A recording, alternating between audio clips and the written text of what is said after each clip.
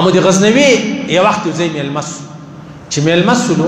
نو په هغه مهمان خانه کې په هغه بیټک کې میلمستون کې د قرآن پاک یو ورقه پرته وله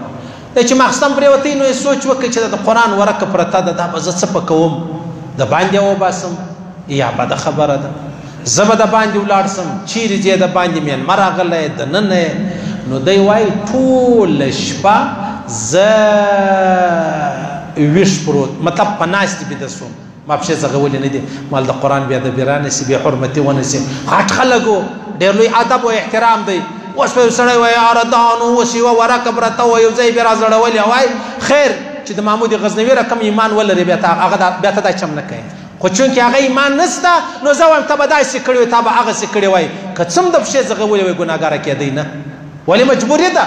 خو لیکن ادب و احترام بیا ځان ته خبره ده نو دی چې کله وفات سو بیا غالبا خواجه معین الدین چشتي صاحب رحمه الله لیکلی دی یا ویلی دی چې بزرګ په خوب ولیدی الله څه معامله در سره وکړه الله وبخښلم پر څه شی وبخښلې ول ما ته ویلې زما د قرآن د یوې صفحې د یوې ورقې ادب و احترام دی وکئ زه نن ستا ادب و احترام کوم تا بخښم